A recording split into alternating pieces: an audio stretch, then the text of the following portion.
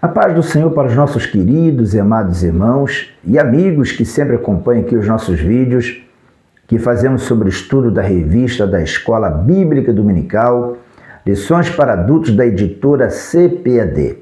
Nós estamos estudando o terceiro trimestre deste ano 2025, trazendo como assunto geral, durante todo esse trimestre, a Igreja em Jerusalém, doutrina, comunhão e fé, a base para o crescimento da igreja em meio às perseguições. Esse é o assunto geral que nós estamos desenvolvendo no decorrer desse trimestre e já estamos avançando aí para a nona lição desse trimestre.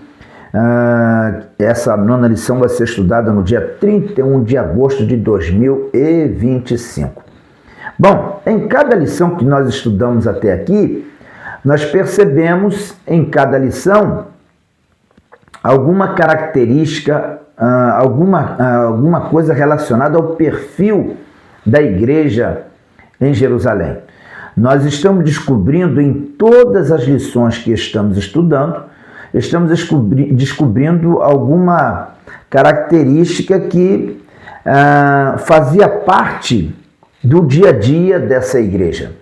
A lição que nós vamos estudar hoje, a lição de número 9, traz como título da lição uma igreja que se arrisca. E nós vamos aprender, estudando aqui esse título, nós vamos perceber que a igreja de Jerusalém, dentre tantas características que ela tinha, uma delas era exatamente isso. A igreja de Jerusalém era uma igreja que se arriscava. Mas em que sentido que ela é uma igreja que se arrisca? Em que sentido ela arriscava? O que, na verdade, significa se arriscar? Bom, buscando aqui a compreensão da palavra no dicionário, se arriscar significa expor-se, ou seja, expor-se à possibilidade, ou seja, se expor à possibilidade de perda. Alguém que se arrisca é alguém que está se expondo, ciente de que pode sofrer perdas. Isso significa se arriscar. A expressão se arriscar significa você estar sujeito a sofrer danos, prejuízos, enfrentar situações perigosas. Tudo isso está relacionado com o ato de se arriscar. E a igreja de Jerusalém, ela foi uma igreja que ela se arriscou. Ela correu riscos. Ela abriu mão de uma situação confortável, de uma situação de comodismo, e ela se tornou uma igreja ousada, determinada, corajosa, uma igreja que se colocou, se posicionou confrontando e enfrentando autoridades, enfrentando oposições, e isso tudo faz com que nós venhamos definir a igreja de Jerusalém como uma igreja que se arriscou. Uma igreja que arriscou a sua própria vida, a sua própria existência, só que ela fez tudo isso por uma boa causa. Existem pessoas que se arriscam por coisas fúteis, banais, por uma causa que não merece por si só o risco, porque não nos leva a lugar nenhum, e se leva a algum lugar, seguramente não nos leva ao melhor lugar. Mas, na lição de hoje, nós vamos aprender que a igreja de Jerusalém foi uma igreja que se arriscou, mas ela se arriscou por uma boa causa. Ela se arriscou por um propósito nobre. A igreja de Jerusalém foi uma igreja que optou por se arriscar porque ela estava determinada a cumprir uma missão que estava acima de qualquer outra coisa, que estava além de qualquer ideologia, de qualquer pensamento relacionado à vida humana.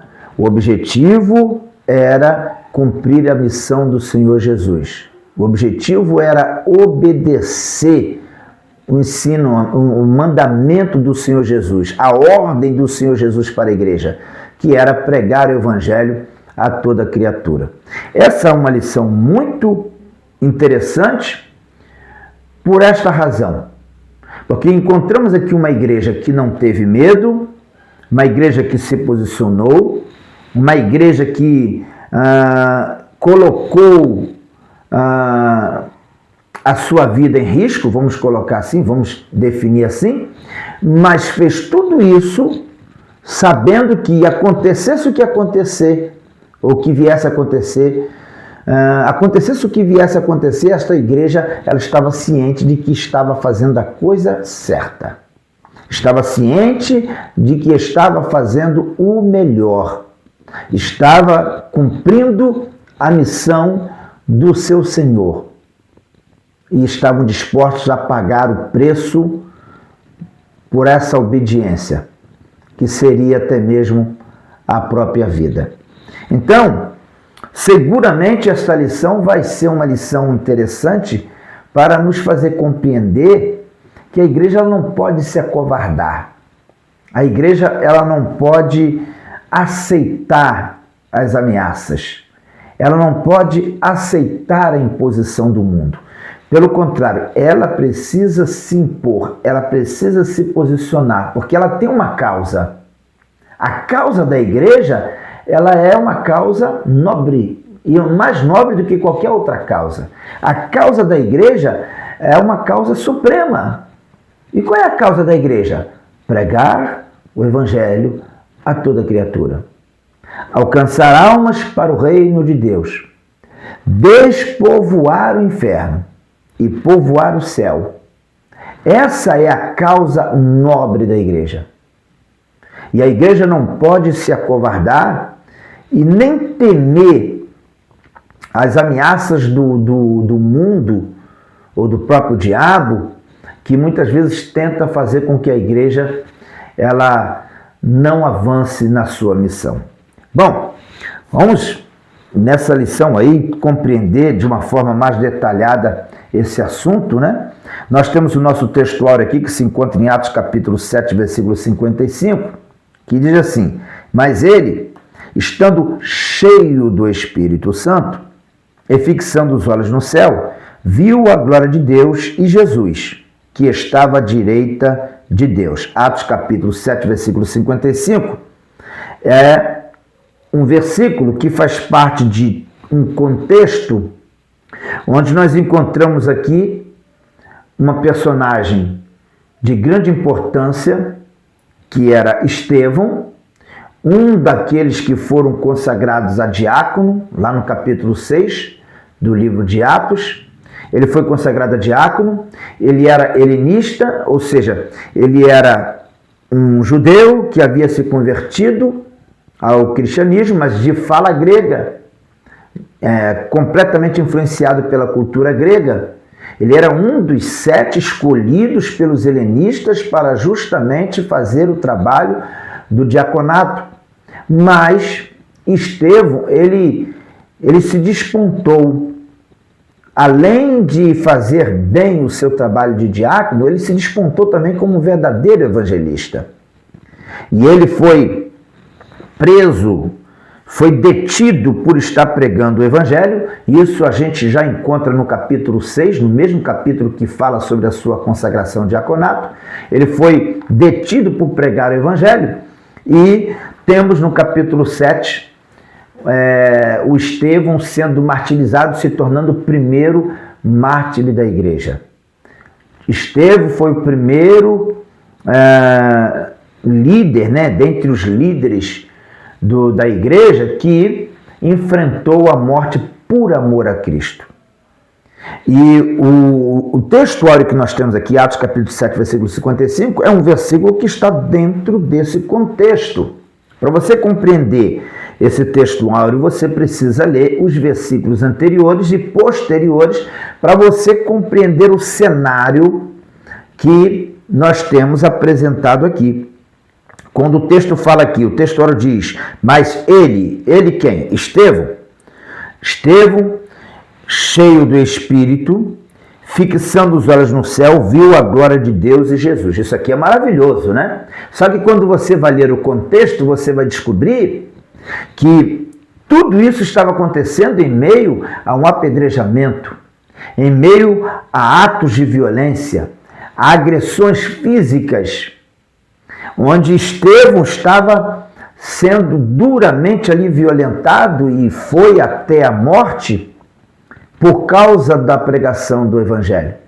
Só que, enquanto Estevão estava sendo violentado, apedrejado, enquanto ele estava sendo agredido, enquanto ele estava perdendo a sua vida ali, ele estava vendo a glória de Deus, ele contemplou o Senhor Jesus, e ele teve uma visão do céu, uma visão celestial, que o motivava, o estimulava, impulsionava Estevão para que ele não fraquejasse na sua fé naquele momento tão difícil.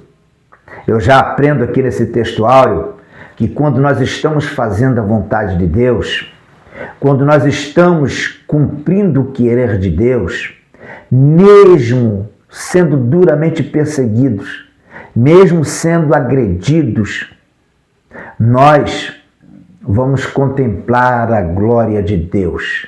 O Senhor vai manifestar o seu poder, de tal forma que nós vamos ter a convicção de que nós não estamos sós, não estamos abandonados. Nesse textuário nós descobrimos que Deus não abandonou Estevão. O Senhor Jesus não abandonou Estevão. E o mais maravilhoso de tudo isso, Jesus não o abandonou e Jesus fez questão de se revelar a ele, para que naquela hora tão difícil Estevão pudesse ter a convicção de que ele fez a escolha certa. Ele fez a escolha certa. Ele fez a escolha certa em não recuar, em não se acovardar, em não se calar. Ele fez a escolha certa em insistir com a mensagem, a ponto de perder a sua própria vida. Mas perdendo a sua vida física, ele estava alcançando a eternidade. E ele viu o Senhor Jesus à destra do Pai. Ele viu o Senhor Jesus, depois nós vamos ler aqui um outro texto, onde Jesus estava em pé, aguardando ele, mostrando assim para Estevão de que ele estava tomando a decisão acertada. Não havia espaço no coração de Estevão para a dúvida, para o medo. Não havia espaço no coração de Estevão para a incerteza, porque o próprio Senhor Jesus se revelou a ele de tal forma para que ele tivesse a convicção de que ele estava ali perdendo a sua vida física, mas ele estava fazendo a coisa certa. Ele estava na direção certa, porque ele estava perdendo a vida aqui, mas ganhando o céu. Bom, na verdade prática, diz o seguinte: a igreja foi capacitada por Deus para enfrentar o mundo que é hostil à sua fé e valores. Eu costumo dizer, sempre gosto de dizer, que a igreja, ela foi chamada por Deus para andar na contramão do mundo. A igreja, ela foi chamada por Deus para confrontar o mundo e enfrentar as ideologias, os pensamentos, os maus hábitos, os vícios, os princípios mundanos do mundo. Portanto, se a igreja em algum momento ela estiver andando de mãos dadas com o mundo, alguma coisa está errada. Se o mundo começar a admirar muito a igreja e elogiar, alguma coisa está errada. Porque a igreja, ela foi estabelecida por Jesus para andar na contramão do mundo. Ou seja, de um modo geral, a história dos verdadeiros crentes sempre será contada com perseguições, com lutas, com provações. Em alguns momentos mais, em outros momentos menos. Em alguns momentos as perseguições serão físicas, em outros momentos a perseguição será espiritual, será na ordem moral, será muitas vezes através de pensamentos ideológicos e filosóficos, mas o fato é que igreja com o mundo nunca combinou e nunca vai combinar. A igreja nunca vai andar de mãos dadas com o mundo e vice-versa, porque nós somos feitos, criados, estabelecidos por Deus na terra para andar na contramão do mundo. A igreja prega contra tudo que o mundo defende. O mundo prega, defende a libertinagem, a igreja prega a santidade. O mundo prega uma falsa liberdade. A igreja prega a obediência. O mundo prega a liberalidade. A igreja prega a ordem, princípios e valores, a disciplina para nortear as nossas vidas, para estabelecer limites na nossa conduta. Então nós descobrimos por aí que, de fato, não é possível a igreja e o mundo andarem juntos. Nós sempre vamos bater de frente. Sempre vamos acabar batendo de frente com aquilo que o mundo prega, com aquilo que o mundo defende. Por quê? Porque nós somos um povo do céu. Seguimos o ensino do céu. Seguimos a palavra de Deus. E o mundo, por sua vez, jaz no maligno. Claro que quando eu falo de mundo aqui, nós falamos do sistema mundano, né? O sistema mundano. O sistema que nós conhecemos aí. Esse sistema estabelecido que envolve, que se utiliza da música, da cultura, se utiliza dos governos, se utiliza da política, se utiliza do dinheiro, da economia. Esse sistema mundano que nós conhecemos aí, ele jaz no maligno. Ele está dominado pelo maligno.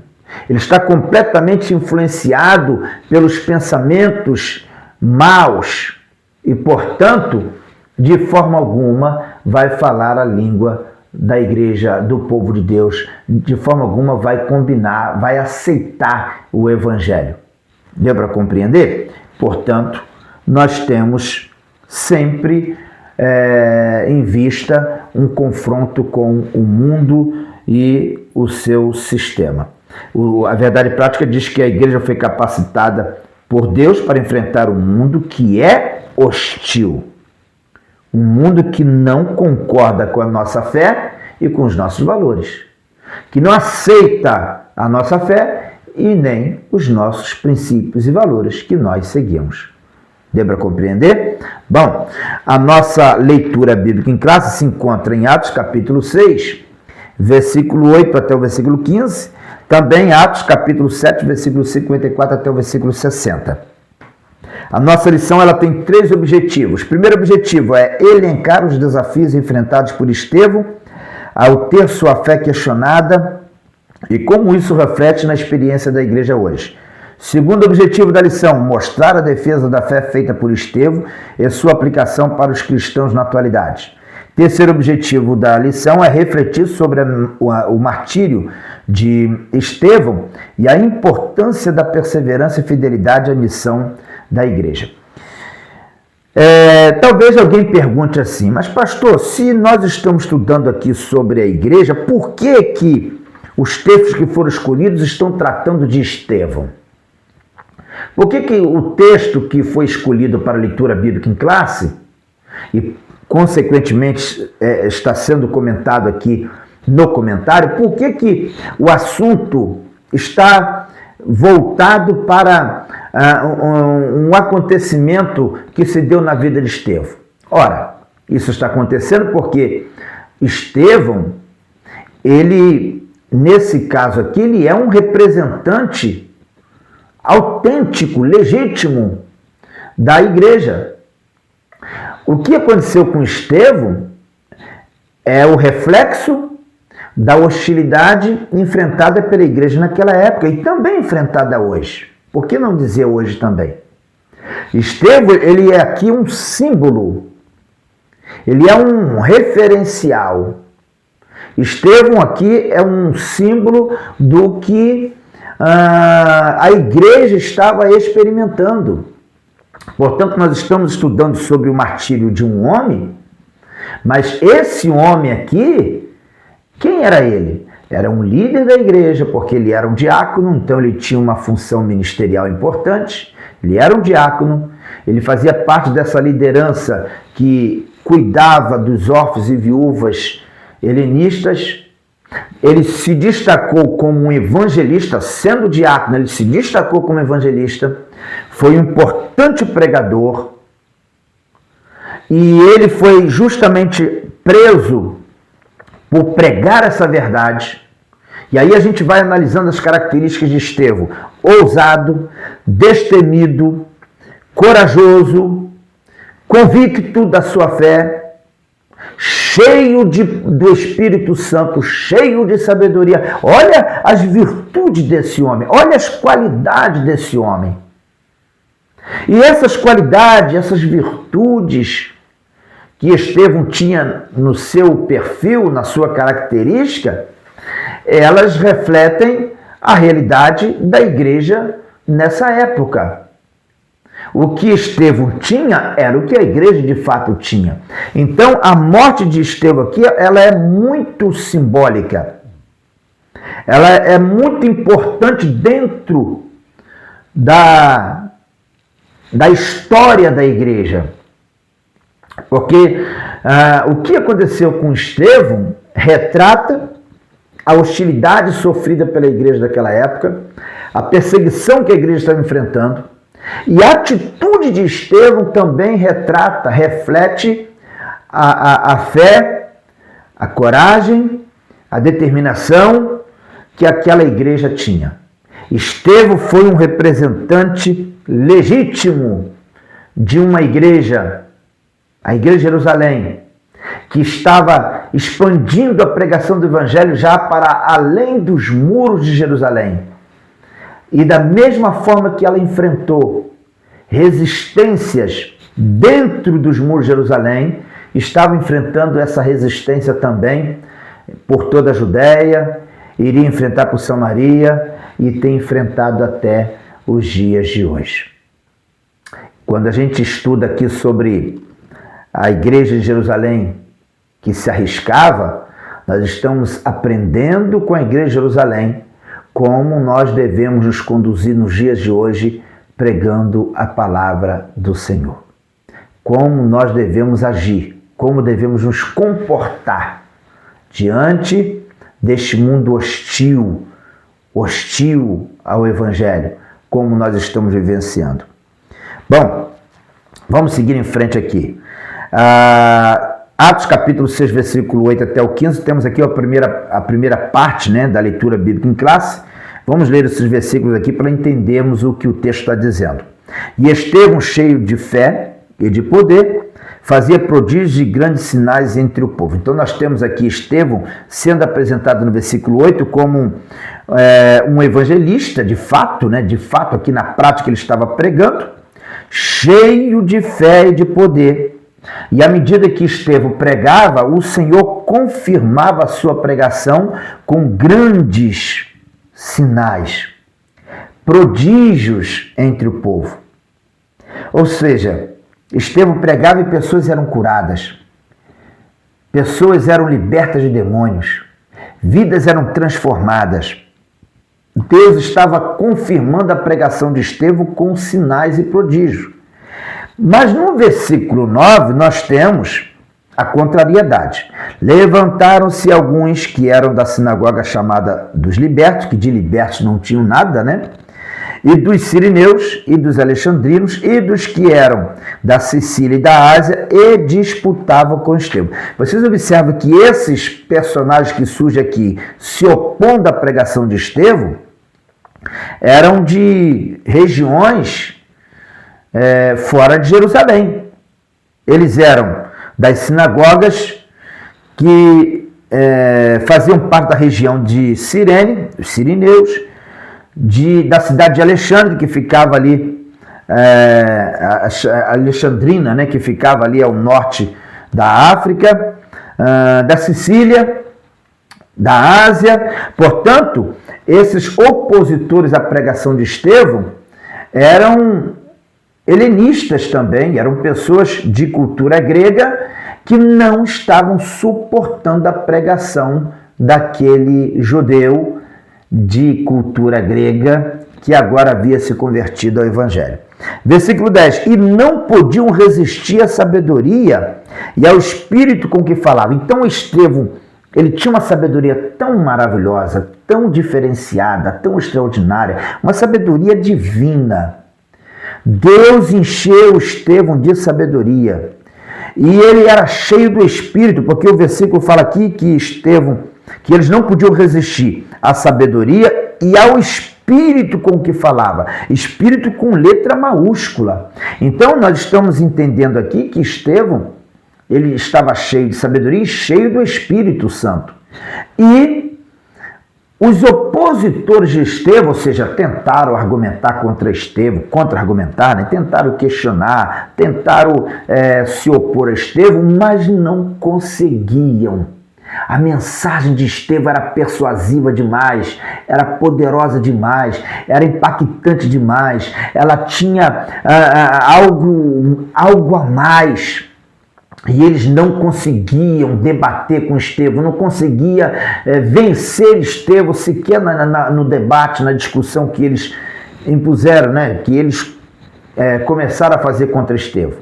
E aí no versículo 11 diz, então subornaram os homens para que dissesse, ouvimos-lhes proferir palavras blasfemas contra Moisés e contra Deus. Aí nós temos uma tática que é usada até hoje, né?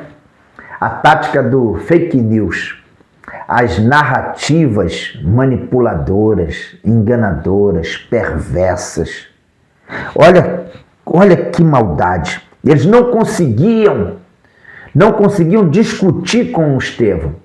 Então, vendo que não tinha como debater com ele, resolveram subornar os homens, pagar os homens para acusar Estevão, dizendo que Estevão estava proferindo blasfêmias contra Moisés e contra Deus.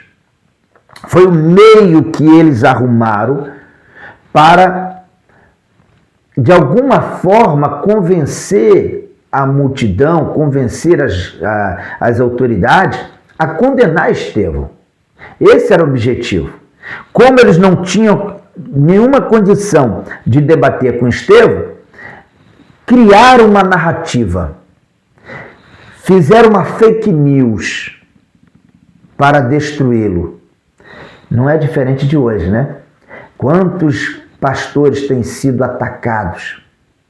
Estão tentando destruir a história de pastores, tentando denegrir a imagem, manchar a imagem, criam narrativas, criam toda uma história, manipulando as mentes das pessoas para tentar isolar o homem de Deus, tentar de alguma forma minar a integridade, o caráter do homem de Deus, com a finalidade de destruí-lo. Não mudou nada. Continua sendo as mesmas armas, as armas do inimigo contra a igreja. Estevão foi vítima de uma calúnia, de uma difamação. E no versículo 12 diz, e excitaram o povo, os anciões e os escribas, e investindo com ele, o arrebataram e o levaram ao conselho. Então vejam, criaram uma narrativa, uma calúnia, manipularam o povo, conseguiram convencer os anciões e escribas a levarem Estevão ao conselho, ao sinédrio. Versículo 13, apresentaram falsas testemunhas que diziam, este homem não cessa de proferir palavras blasfemas contra este santo lugar e a lei. Versículo 14, porque nós lhes ouvimos dizer que esse Jesus Nazareno há de destruir este lugar e mudar os costumes que Moisés nos deu. Versículo 15. Então todos os que estavam sentados no conselho, fixando os olhos nele, viram o seu rosto como o rosto de um anjo. Vocês vejam que armaram uma situação. Olha o nível de malignidade. Olha o nível de maldade, de perversidade dessas pessoas. Criaram uma calúnia, manipularam o povo, colocaram Estevão ali diante das autoridades religiosas para ser julgado. E julgaram ele com base em mentiras, com base em fake news, com base em uma narrativa enganadora. Mas a Bíblia diz que em meio a tudo isso, eles fixavam os olhos no Estevão e o rosto de Estevão estava como o rosto de um anjo. De um anjo. Não havia espaço no coração de Estevão para mágoa, para rancores, para o ódio, para a ira. Estevão estava com o rosto como de um anjo. Em meio a tudo isso, em meio a todo esse vendaval, Estevão não se deixava influenciar pela fúria, pela raiva, pelo ódio que aquelas pessoas estavam tendo dele. Ele não deixou que esses sentimentos ruins que estavam no coração daquela gente, de alguma forma, batesse a porta do seu coração. Ele estava devidamente blindado, selado. E o seu rosto estava como de um anjo. Isso mostra que Estevão estava equilibrado, ele mantinha o domínio próprio, ele se mantinha equilibrado diante da situação, ele não perdeu o controle, não se desesperou, não se afobou, ele se manteve na sua posição, firme nas suas colocações e convicto na sua fé.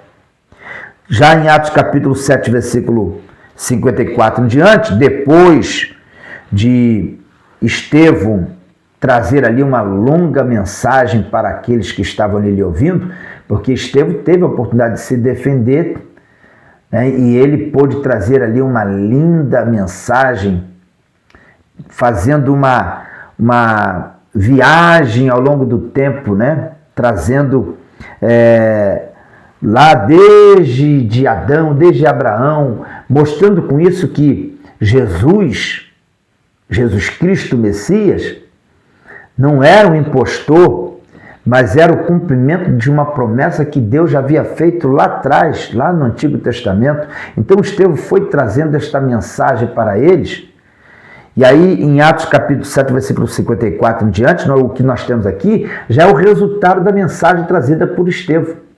Ao invés deles se sensibilizarem e receberem bem a mensagem de Estevão, o que aconteceu com eles? Versículo 54.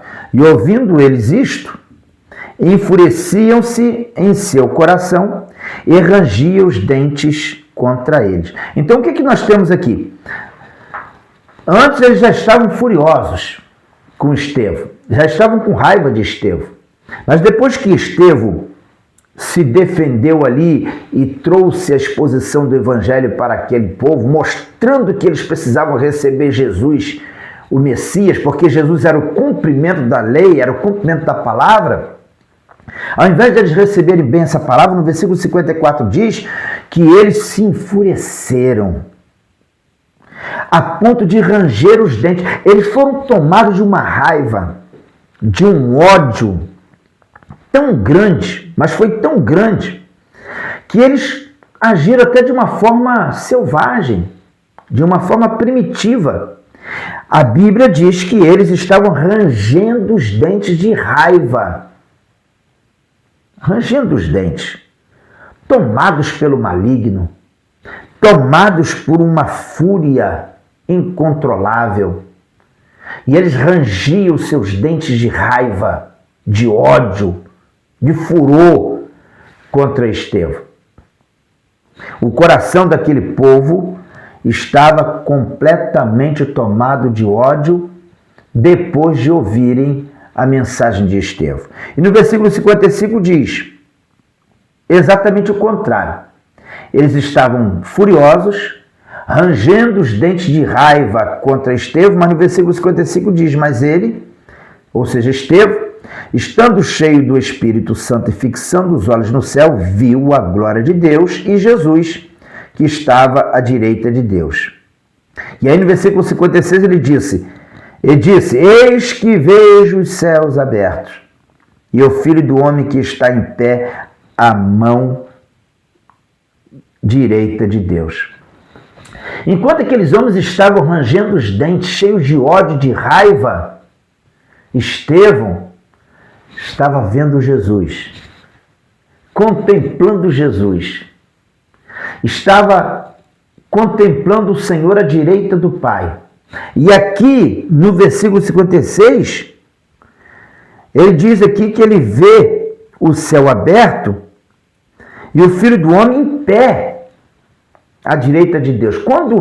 Quando Estevão diz que viu o céu aberto, significa que ele viu o caminho aberto para ele. O Senhor estava falando, mostrando para Estevão ali, que a salvação dele estava garantida. O Senhor estava mostrando para Estevão que o escape dele era certo. O Senhor estava mostrando para Estevão que estava valendo a pena tudo aquilo que ele estava passando. Tudo aquilo que ele estava enfrentando estava valendo a pena, porque o céu estava aberto para recebê-lo. E mais ainda, o versículo 56 diz que o Senhor, Estevão viu o Senhor Jesus em pé. Em pé. Se Jesus estava em pé, significa que o próprio Jesus estava pronto para receber a Estevão. Estevão estaria sendo recebido pelo próprio Senhor Jesus no céu, na glória. Que coisa linda, que coisa extraordinária, que cenário maravilhoso. Enquanto aqueles homens estavam furiosos, rangendo os dentes contra Estevão, Estevão estava vendo a glória de Deus. Irmãos, é nas perseguições da vida que nós muitas vezes vivenciamos as nossas maiores experiências com Deus. É nos momentos de aflição, de dor, de perdas, nos momentos de perseguição, quando nós somos perseguidos e combatidos, que nós vivenciamos as nossas experiências mais profundas com o Senhor. Ninguém tinha condições de fazer Estevão recuar. Ninguém tinha condições de fazer Estevão duvidar do céu. Ninguém ali tinha capacidade de fazer Estevão se calar. Porque Estevão, mesmo no meio de todas aquelas pedras, no meio daquele apedrejamento, no meio de toda aquela humilhação, ele estava vivendo uma outra realidade. A realidade em volta dele era pedra, era perseguição, afrontas, humilhação. Isso acontecia em volta de Estevão. Mas Estevão, no seu interior, Estevão estava ligado diretamente com Deus. Estevão estava ligado com o seu Salvador. Ou seja, Estevão não estava vivenciando a perseguição, a dor, a aflição, o apedrejamento. Ele estava vivenciando já aquilo que o Senhor Jesus estava preparando, ou tinha preparado para ele. E no versículo 58 diz, versículo 57 diz, mas eles gritaram com grande voz, taparam os ouvidos e arremeteram unânimes contra ele. Vocês imaginem, esses perseguidores aqui de Estevão estavam alucinados, completamente fora de si. No versículo que nós lemos, 54, eles estavam rangendo os dentes. No versículo 57, eles estavam gritando com grande voz e tapando os ouvidos. Eles estavam de uma forma tão descontrolada, né? Cheias de ódio, de furor, e eles estavam tão descontrolados que eles estavam agindo de forma primitiva mesmo, de forma selvagem, numa estupidez, numa ignorância fora do comum. Eles taparam o ouvido para não ouvir, eles não suportavam mais ouvir Estevão. Essa é a verdade. O que Estevão falava irritava eles. Fecharam o coração totalmente para não receber a mensagem pregada por Estevão. E o versículo diz que eles gritaram com grande voz, taparam os ouvidos e arremeteram unânimes contra ele, contra Estevão. Versículo 58, expulsando-o da cidade, o apedrejavam. E os testemunhos dispuseram as testemunhas dispuseram as suas vestes aos pés de um jovem chamado Saulo. Então, expulsaram Estevão da cidade, apedrejando Estevão, e lançaram pedras sobre ele. E enquanto isso, aqueles que estavam ali se mobilizando para fazer esse mal a Estevão, pegavam suas vestes e deixavam ali sendo tomado contas por um homem chamado Saulo, que ainda era jovem. Saulo estava tomando conta dessas roupas que ali foram colocadas a seus pés. Ou seja, Saulo estava acompanhando o martírio de Estevão. Saulo estava acompanhando todo o sofrimento de Estevão. Por que será que a Bíblia faz questão de mencionar Saulo aqui? Por que a citação de Saulo aqui é tão importante? Nós sabemos que Saulo se converteu lá no caminho de Damasco. Eu agora conjecturo, como disse Paulo, falo eu e não o Senhor, acredito eu que essa citação de Saulo aqui, Lucas, quando citou Saulo como sendo alguém que estava acompanhando a morte de Estevão, nos indica que, de alguma forma, a morte de Estevão, de alguma forma, ela pode ter impactado a Paulo também. De alguma forma, a morte de Estevão deve ter impactado a Saulo, ou Paulo, como queira. Porque Lucas faz questão de citar que ele estava ali. Saulo estava ali junto com aqueles perseguindo a Estevão, cooperando para a morte de Estevão.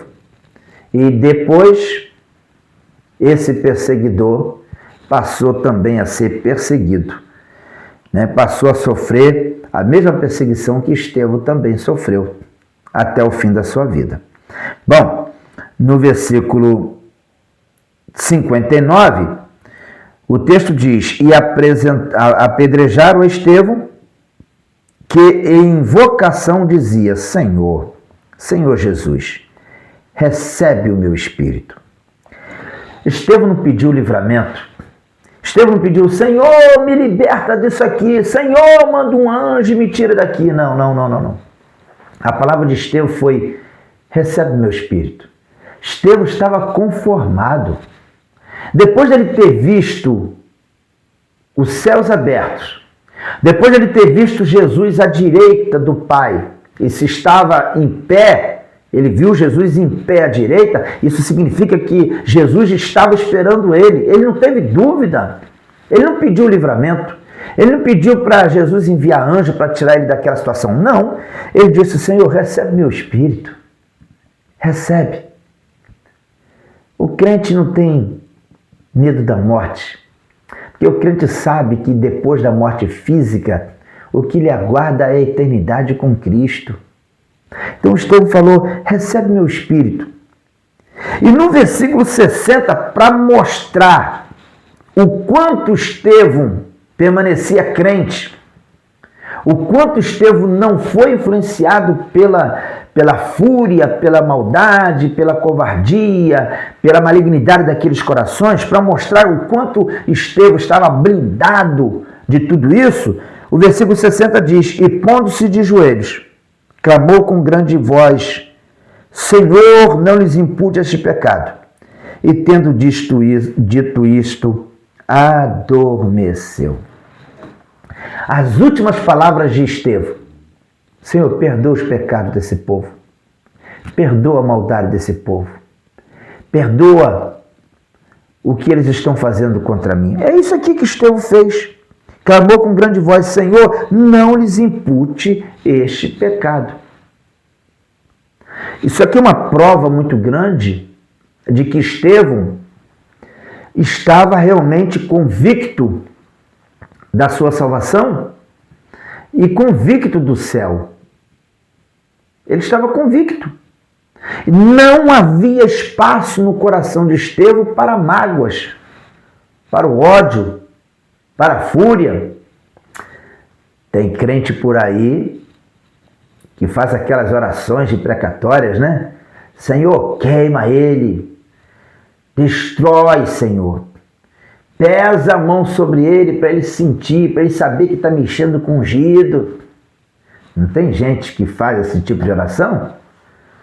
Eu conheço pessoas que já fizeram essa oração. Senhor, manda lá um vento para ele sofrer, porque mexeu com o servo de Deus, mexeu com o ungido de Deus, e mexeu com a menina dos olhos do Senhor. Meu Deus, entra com providência, pesa a mão, Senhor. Pois é, mas não foi essa a oração de Estevão. O coração de Estevão estava puro, estava limpo. Estevão não pediu condenação para aqueles que ali estavam lhe apedrejando. Estevão não pediu castigo ou punição. Pelo contrário, ele disse: Senhor, não impute a eles este pecado. Ou seja, perdoa, Senhor, perdoa os seus pecados. Porque um coração cheio do Espírito, um coração cheio da graça de Deus, não tem espaço para o espírito de vingança. Não tem espaço para revanchismo. Não tem espaço para se vingar. Essa é a realidade. Um coração cheio do Espírito é um coração cheio de amor. Ah, pastor, mas o que o senhor está falando aí é muito difícil. Eu sei que é. Claro que eu sei disso. Sabemos disso. Mas contra fatos não há argumento. Contra a palavra de Deus não há como você contra-argumentar. Temos aqui um mártir, o primeiro mártir da igreja. Temos aqui a história de um homem cheio do Espírito, cheio de sabedoria, que pregava o evangelho com sinais e prodígios. E quando foi preso, ele entendeu que tudo que ele estava passando, de alguma forma, seria para a glória de Deus. Bom, a nossa lição está dividida em 3 partes. No primeiro tópico, nós temos aqui Estevão e a igreja que tem sua fé contestada. Primeiro subtópico, aprendendo com Estevão. Aí o texto diz o seguinte: com Estevão, em Atos capítulo 6 e capítulo 7, aprendemos que a fé cristã sempre será questionada. Ele enfrentou oposição e todo cristão também enfrentará. A fé será colocada à prova sem espaço para indecisão. Além disso, Estevão nos ensina que todo cristão deve saber defender sua fé, explicar e sustentar as crenças cristãs. É uma responsabilidade da igreja e cada crente precisa entender no que acredita e como responder a desafios. No segundo tópico, nós temos aqui a fé sob ataque. Lucas nos conta que em um momento do ministério de Estevão, um grupo de judeus que vivia fora de Israel, chamado de judeus helenistas, se levantou contra ele. Nós temos aqui o relato de que foram eles que se levantaram contra Estevão. Mas Estevão defendeu a sua fé diante desse ataque. No terceiro subtópico, nós temos a disputa com Estevão. Tentaram disputar com Estevão, mas não tiveram capacidade, condição de discutir com ele. Uma vez que não conseguiram debater com Estevão, no quarto subtópico nós temos a falsa narrativa, a fake news, a calúnia que levantaram justamente para tentar denegrir Estevão. No segundo tópico nós temos Estevão e a igreja que defende sua fé. Primeiro subtópico, Deus na história do seu povo. Segundo subtópico, corações endurecidos. Foi o que aconteceu aqui. Parece que quanto mais Estevão... Parece não, com certeza. Quanto mais Estevão pregava, mais endurecidos os corações daqueles judeus ficavam contra a pregação do evangelho. E no terceiro tópico, fechando a lição, nós temos Estevão e o martírio da igreja. Primeiro subtópico, contemplando a vitória da cruz. Aí diz aqui, diante de um grupo enfurecido, Estevão contemplou a glória de Deus. Eis que vejo os céus abertos e o Filho do Homem, que está em pé à mão direita de Deus. Uma igreja que contempla o Cristo glorificado não nega a sua fé, pois ela contempla a vitória da cruz. Assim como Estevão, o apóstolo Paulo demonstrou estar pronto não somente para sofrer pelo amor de Jesus, mas morrer por ele. Atos capítulo 21, versículo 13 fala sobre isso. Uma igreja que mantém seus olhos no Cristo glorificado não tem nada a temer. No segundo subtópico nós temos aqui, perdoando o agressor. Estevão, ele é um grande exemplo de homem de Deus, cheio do Espírito, cheio de sabedoria e também cheio de amor, porque conseguiu achar graça. Quem que faz isso naturalmente? Sendo apedrejado, ele achou graça para rogar por aqueles que estavam lhe apedrejando. É preciso ter a graça de Deus para isso. E na nossa conclusão da lição, nós temos o seguinte comentário. Estevão, um dos 7 escolhidos para o trabalho social da primeira igreja, representa o modelo de uma igreja verdadeiramente bíblica, qualificado, cheio de fé e do Espírito Santo, não temem se posicionar diante de um mundo e de uma cultura contrários. Não teme o sofrimento e nem mesmo a morte na defesa daquilo que acredita e prega. É o modelo de uma igreja que, em vez de ficar no seu conforto, vai até as últimas consequências, arriscando-se pelo Senhor. A igreja de Jerusalém era uma igreja que não temia se arriscar por uma causa que era uma causa suprema, uma causa nobre, a pregação do Evangelho. E Estevão, ele é o símbolo desses cristãos, ele é o exemplo desses cristãos, da primeira igreja, a igreja de Jerusalém, que mantinha-se fervorosos e compromissados com a pregação do Evangelho, ainda que isso lhe custasse a vida. Bom, Deus abençoe vocês, espero que vocês tenham uma excelente aula. Vocês, por favor, comentem aí a nossa lição. Peço a vocês que vocês assista aí o nosso vídeo, né? Assista por completo e compartilhe também com os nossos amigos, irmãos aí da sua igreja. Compartilhe o nosso vídeo também, convidando eles a fazerem parte, se inscrevendo no nosso canal para fortalecer aqui o nosso canal, tá bom? Deus abençoe a todos, tenham todos uma excelente aula nesse dia 31 de agosto de 2025. Fiquem todos na paz do Senhor Jesus.